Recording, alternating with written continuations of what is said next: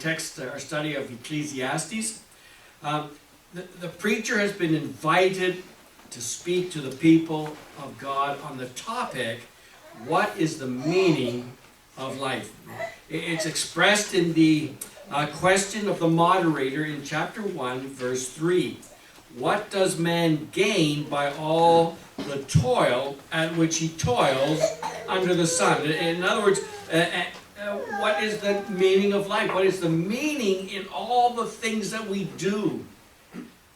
And he's going to answer that question in two parts.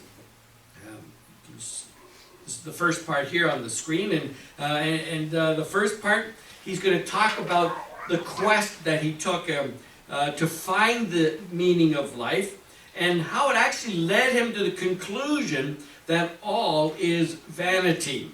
38 times he repeats this throughout the book. All is vanity. There is no meaning. There is no real purpose to actually living.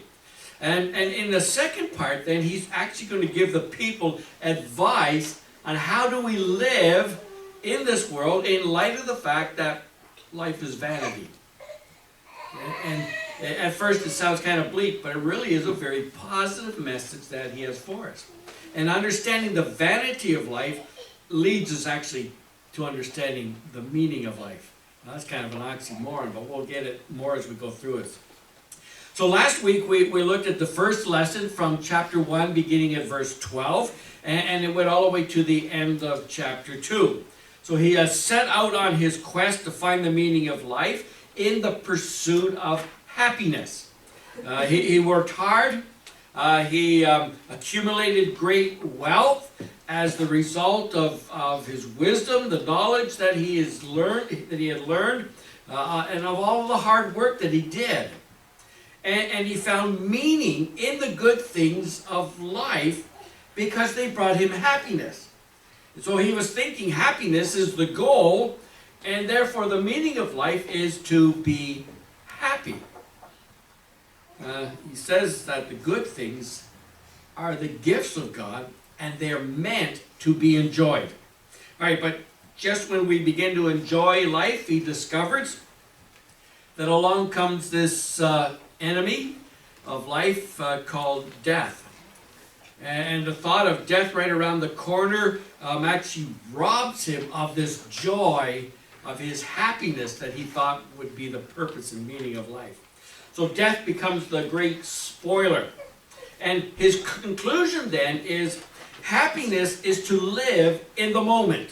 Okay, we eat and drink and enjoy the things that God has given to us. We have happiness in the moment. We don't look for it later on in life. We need to learn to enjoy things now. And not in the past, because the past is gone, and not in the future, because the future hasn't even come yet. And certainly, we need to enjoy it now before death comes and spoils it all. So we now come to the second lesson that the preacher is going to give us, and he begins in chapter 3, verse 1, and goes all the way to verse 7 of chapter 5. Now, one of the reasons we know that this is the division of the book is because there is an inclusio. So the last line of verse 7 is, God is the one you must fear. And that corresponds with verse 14, where it ends, God has done it so that people fear before him. So fear becomes an inclusio, bookends, marking out his argument that is before us. So it goes from 3:1 down to 7 verse 5. Now today we're not going to look at the whole section. We're only going to look at the first 15 verses.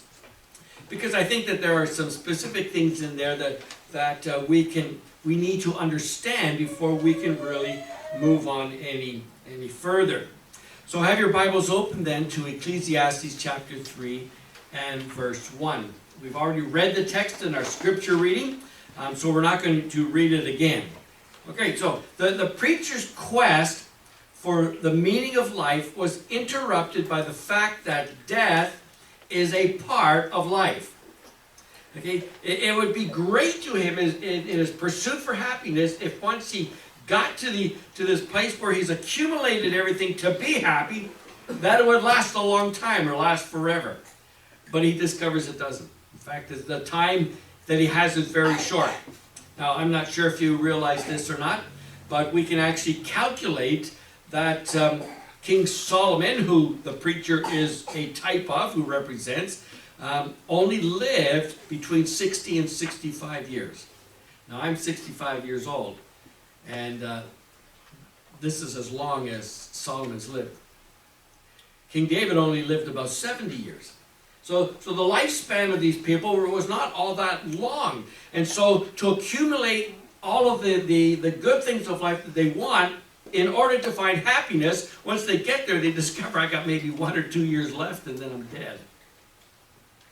And so his question is, when he realizes that death is this great equalizer and that everybody dies, it doesn't matter whether you're rich or poor, what your status is like, if you're the king or the pauper, it doesn't matter. It says, the question is, what do we do with death? We have to deal with this aspect of death.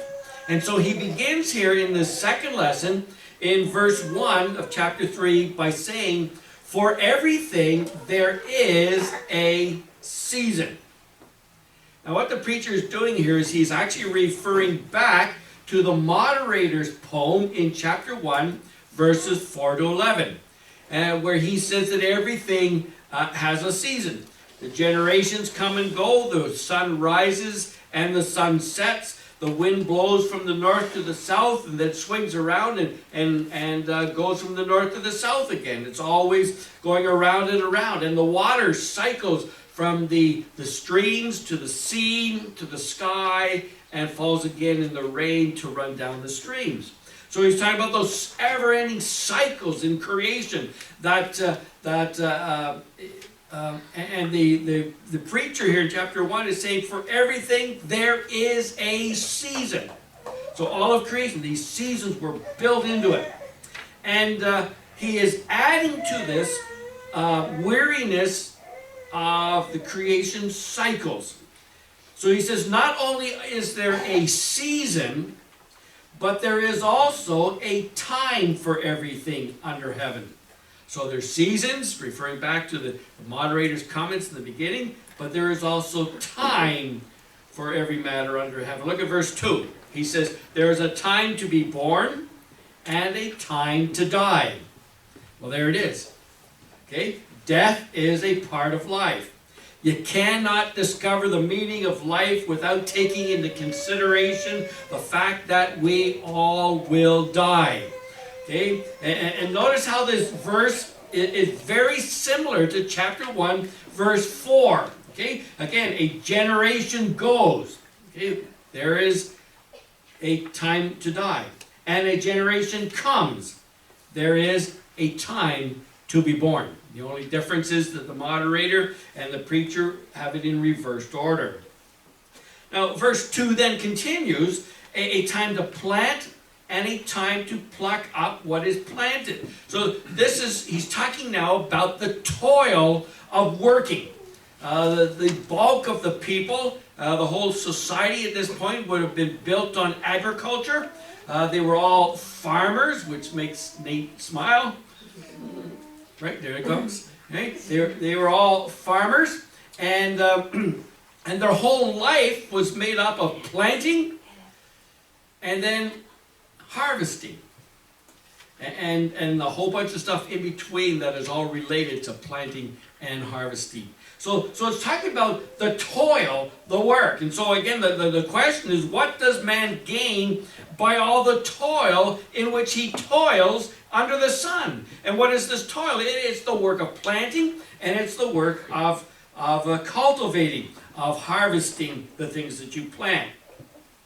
So the poem here in chapter 3, verses 1 to 8, is actually the most famous poem in all of the Bible. Did you know that? It's the most famous poem in the Bible. Atheists even like this poem. And you can go to an atheist funeral and they'll quote this poem. And if you're a baby boomer, you'll sing the Byrds' famous song, Turn, Turn, Turn, for every season.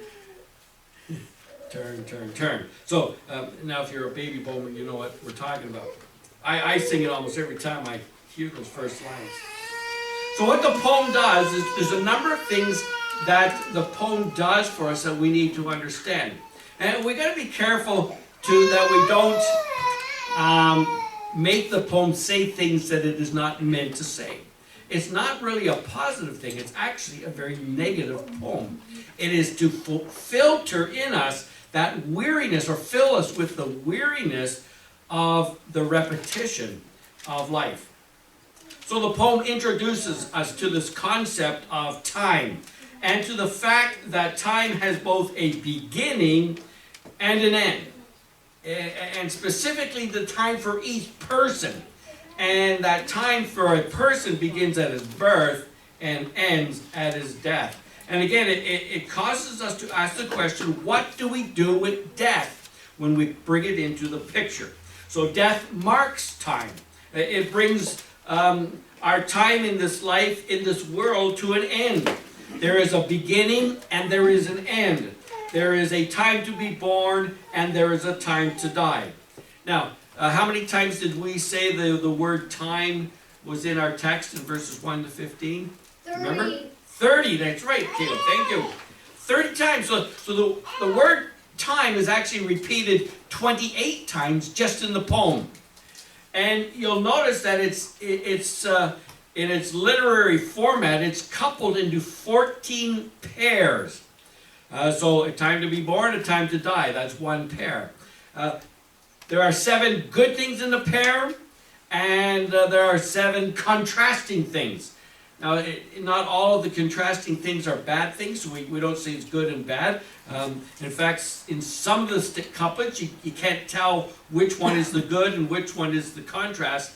But there's couplets, so there's 28 times, 14 pairs made up of 7 good things and 7 contrasted things. And so what we have here is in terms of its poetry, of Hebrew poetry, it is a skillful way of emphasizing the totality of things that are contained within any human life. So it's not just these 14 things, but it's the totality of life that is being pictured here.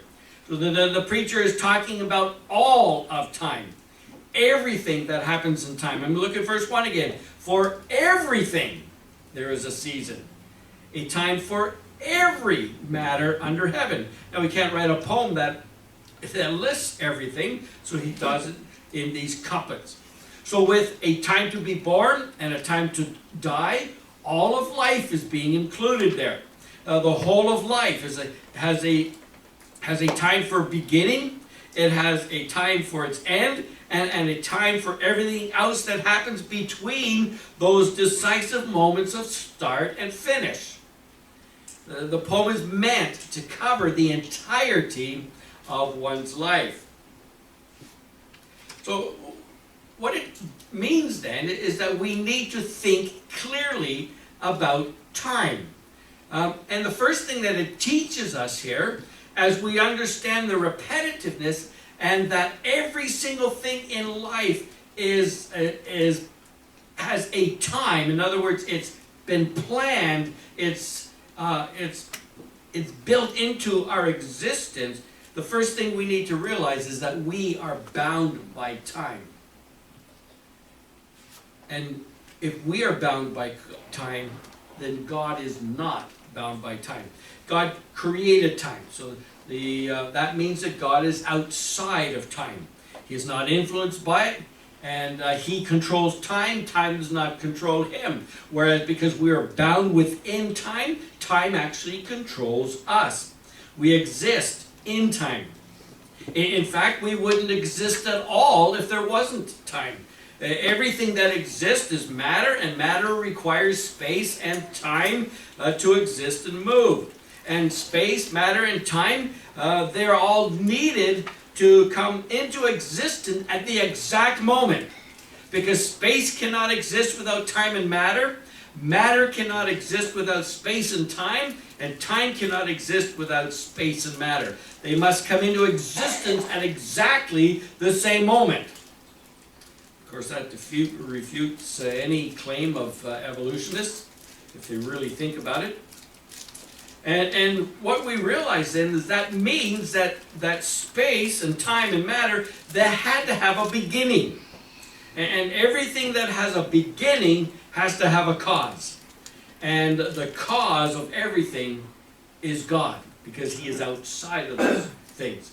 So the poem is trying to help us to understand that we are bound by time, but God is not. We're within time, God is outside of time. The poem is also a very busy poem. It talks about a lot of working. There's planting, there's plucking, there's mourning, there's dancing, there's breaking down, there's building up, there's tearing, and so on. And that's a lot of work. That's a lot of toil under the sun.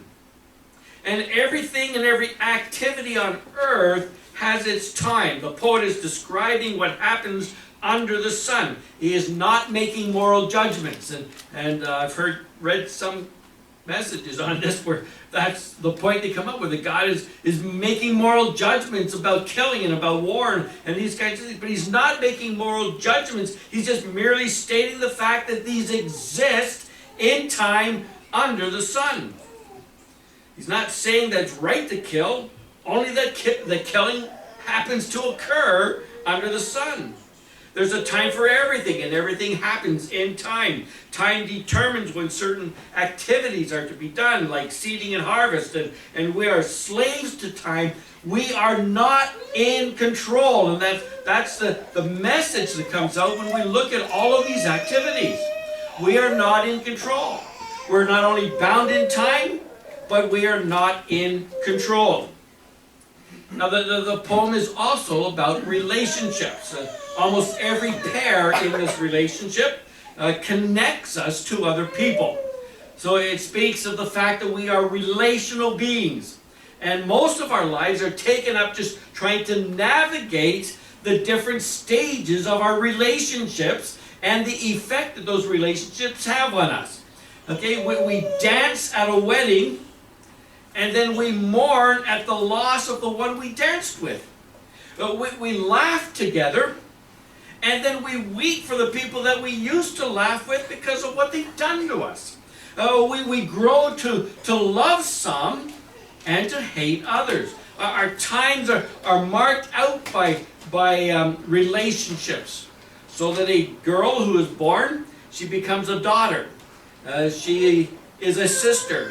She is a wife and a lover, then a mother and a grandmother, and then finally a widow.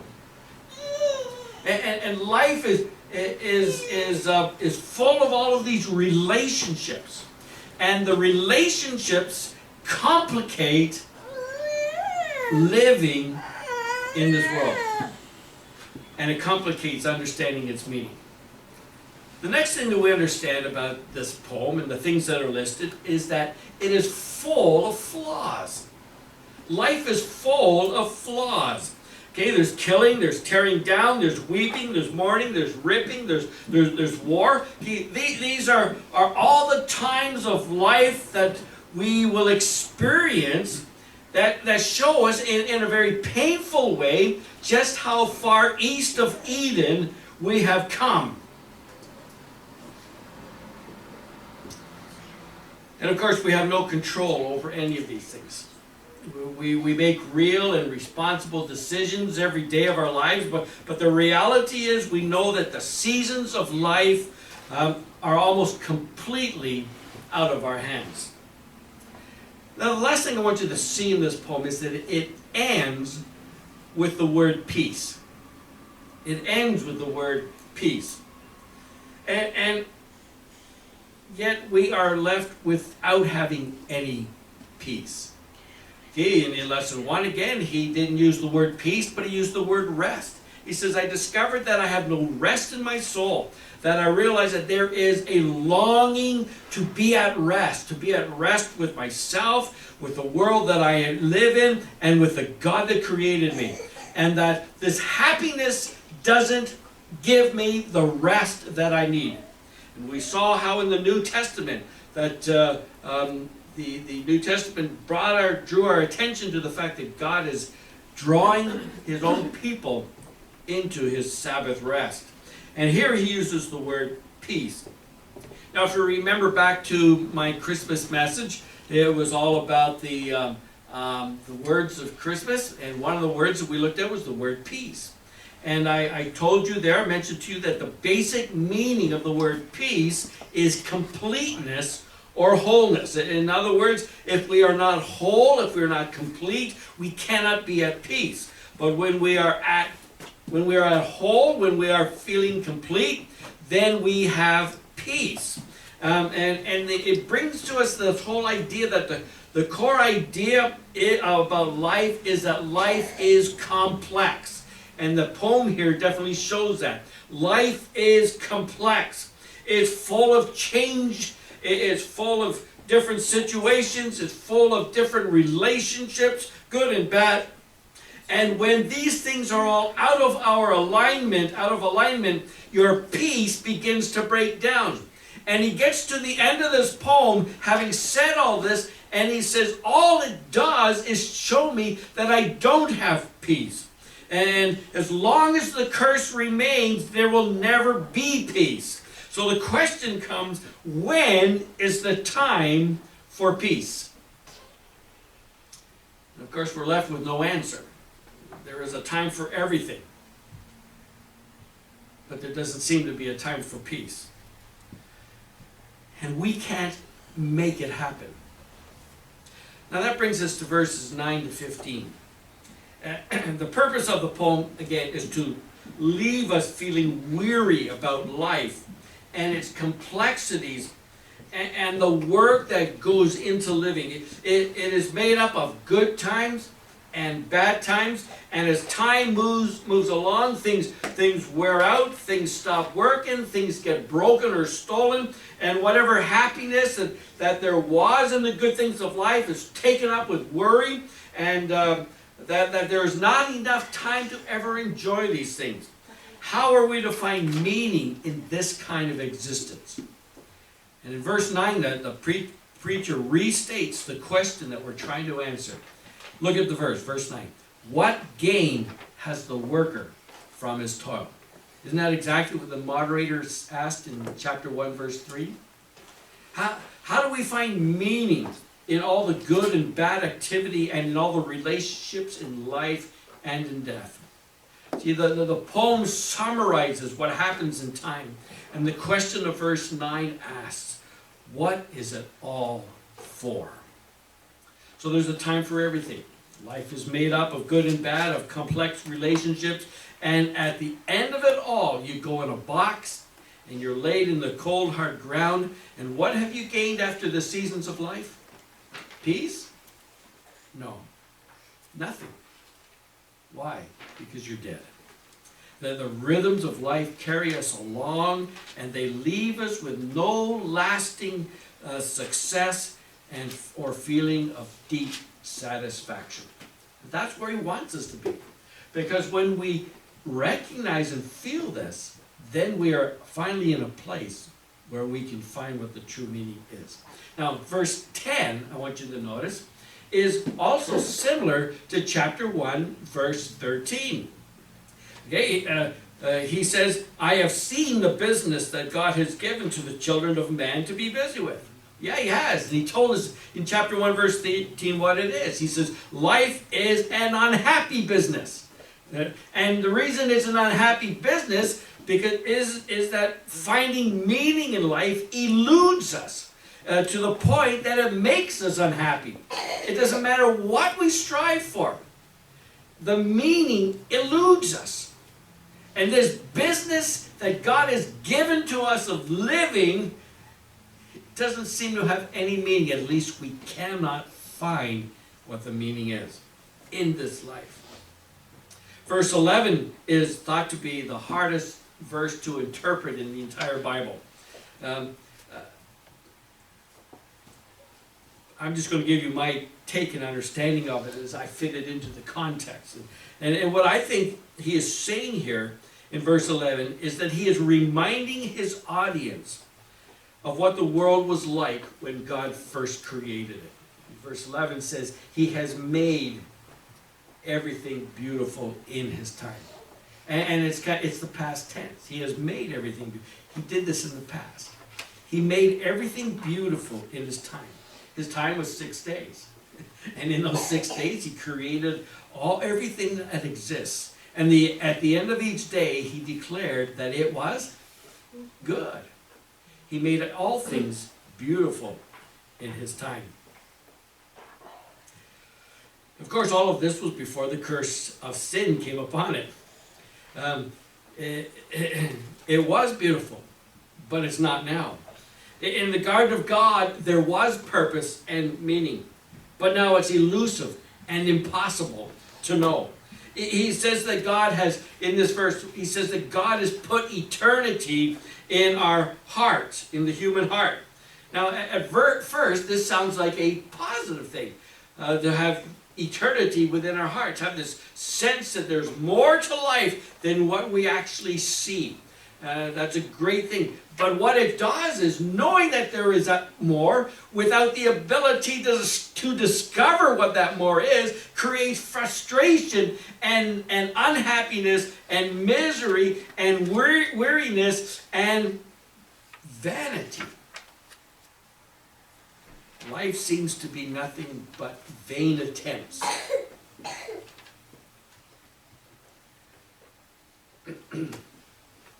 We don't really know what eternity in the heart means. We can't figure out what it is here, but it has this idea of some kind of an expectation that can't be reached.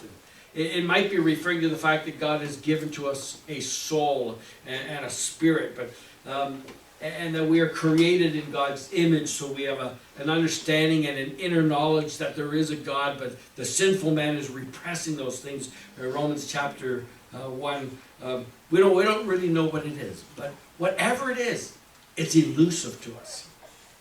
It clouds what eternity really is and what it looks like. But the thing is, we want to be there. We want life to be what it was in the garden when everything was beautiful. We want to be free of all of the bad things that are in life. We long to enter God's rest and to know real happiness and purpose and meaning. But in all of our efforts, we cannot find it. What does that remind us of? The depravity of man, right? That man cannot come to God. Man cannot save himself. And the end of verse 11 reminds us that we cannot see the whole picture. And that kind of frustrates us. You see the word yet? So he's put the eternity in our heart, yet we can't make any sense of it.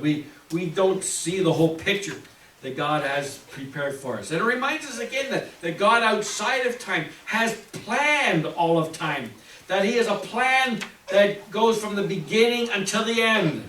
And he's going to make it happen. It's kind of like children. I'm sure that all of the children here sometimes get frustrated with their parents.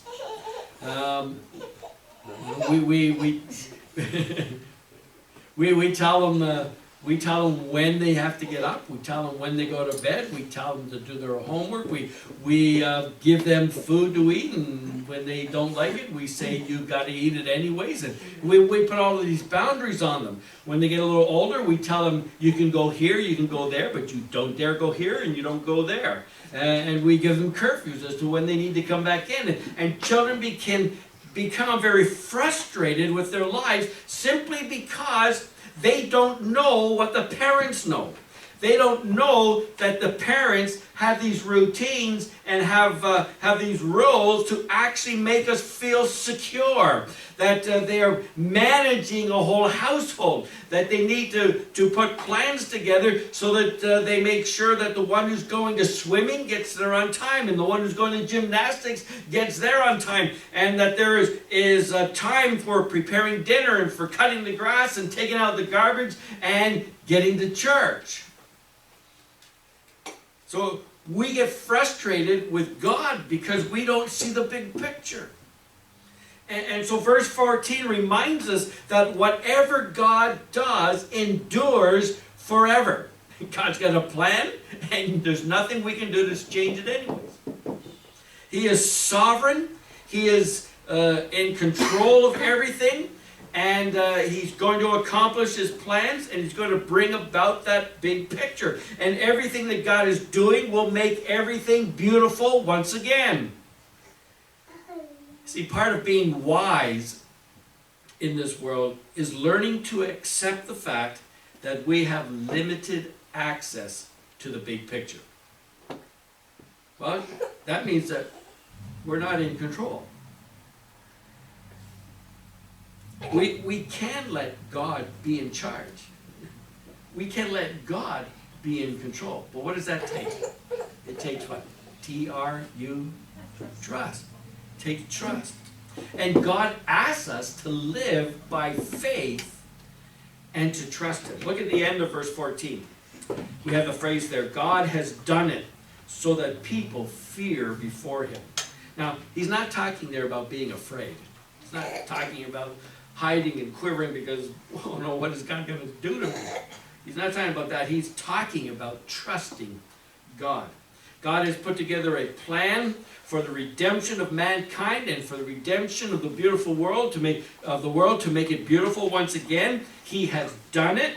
The plan is in place. The big picture is complete, and God is now working it out in time. And we should trust in the awe of His ability to make it work out exactly as He planned. Now, verse 15 is another hard verse to interpret. The first part actually is pretty clear when you think of it. And what he's saying there is, what is happening now, God planned already in the past. And what will happen in the future will happen because God planned it in the future. So we got the present and we got the past. But it's this last phrase that is really difficult. God seeks what has been driven away. I think that if you have some of the Bibles might have a footnote that says what has been pursued. God seeks what has been pursued. So what does he mean here? Well, again, we can only try to understand it by the context. And I think that what he's doing is he's referring to the past. So we have all of these times for things in our life, and we have now completed them. They have been planned by God, but what he is looking for is in those things people who have trusted God. And so obviously when he looks, he says, you didn't trust me. You didn't do what was right. And so God is going to redeem those times in order to evaluate how we lived in those times. In other words, there is a day of judgment that is coming. That's what he's talking about. And he's introducing us now to a new concept which he's going to draw out for us in the beginning in verse 16. The picture is that not only has death added to life, but now judgment is added as well. Because death ends this life, but begins the next life with judging how we lived in this life. Wow, this preacher is really uptight now as he continues on. And that kind of fits within the context, because if you look at verse 16, he actually introduces us to the concept of justice.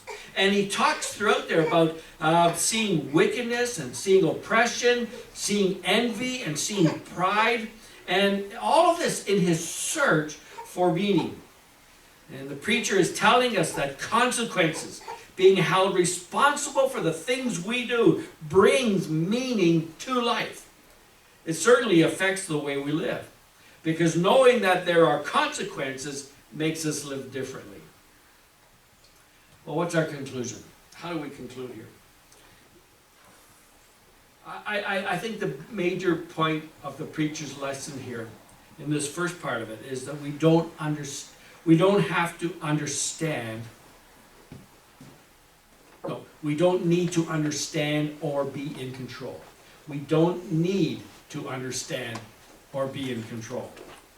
We need to exercise joy-filled faith. Everything fits into God's sovereign plan, including the good, the bad, and the ugly.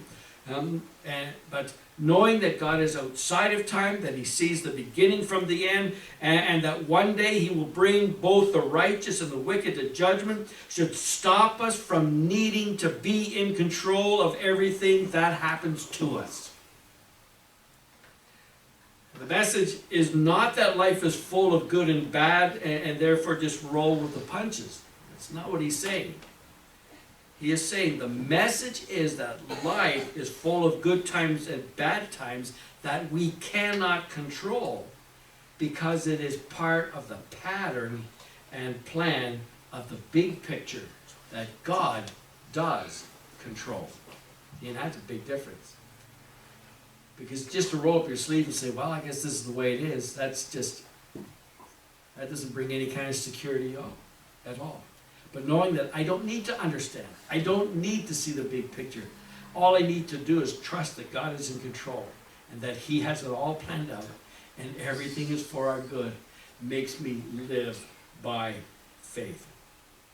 Life is not a pattern of good followed by bad followed by good. It just means that we can live within the cycles, within the seasons and times without having all the answers. And that actually makes him happy. For everything there is a season, and a time for every matter under heaven, and a time to rest. A time to trust that God has it under control. There's the peace. There's where rest comes. We can trust God's timing. Of course, when we look at the New Testament, we have this picture for us very clearly. Paul says in Galatians 4:4 that God sent Jesus at the right time. At the exact right time. It says in the fullness of time. Jesus wasn't even arrested until it was the right time. John told us that in chapter 7, verse 30. Jesus even began his ministry in Mark 1:15 saying, the time is fulfilled. The kingdom of heaven is now at hand. Okay? It started at the right moment. God even had the hour of his death timed out. He says in John 13:1, now before the feast of the Passover, Jesus knew that his hour had come to depart out of this world to the Father. And that's why Paul, many, many years later, wrote, at the right time, Christ died for the ungodly. At the right time. You see, we can trust God's timing. We can trust that his plan is to restore things to the way it was originally created, to make all things beautiful once again.